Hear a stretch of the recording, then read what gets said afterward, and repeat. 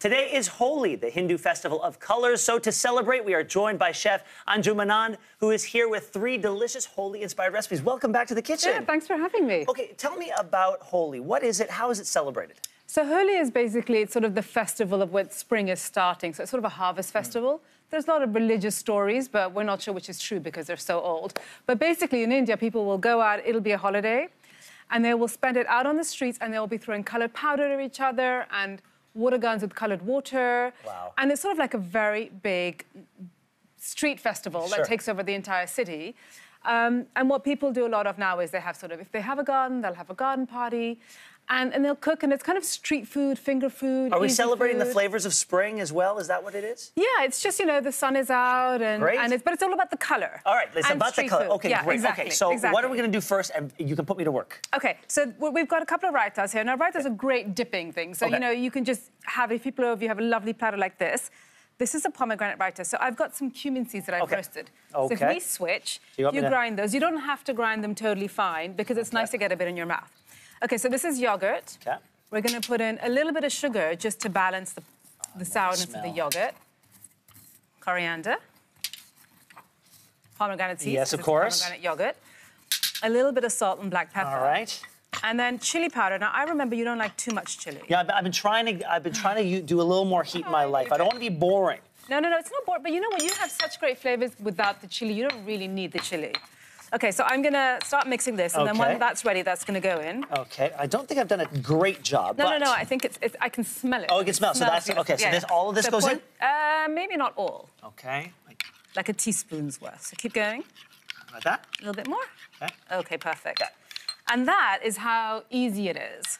So we're going to put that in our beautiful kind of... And the colour is great. So beautiful. And you know what I love about this raita is that it's kind of sweet, fresh, fruity, sour, creamy, and a bit of spice, so it's really delicious.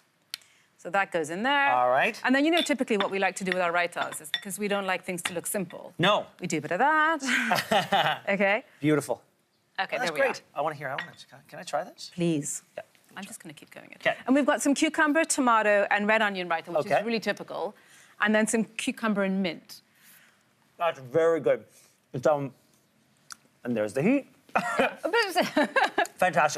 Fantastic. All right, let's move on. Really fresh and bright and really lovely to celebrate spring. Speaking of bright, it doesn't get more bright than beetroot. I know, they look like beef burgers, but they're beetroot burgers, really. And again, it's about getting colour and freshness and vegetables. So beetroot burgers, and we're going to do a really quick topping. So we've got some yogurt. Okay.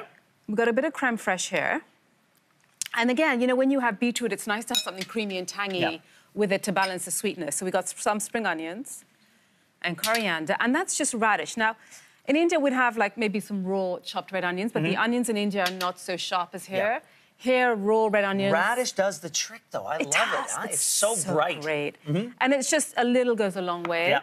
And it adds crunch. So that just gets stirred together. Again, super easy. Bit of seasoning. Yeah.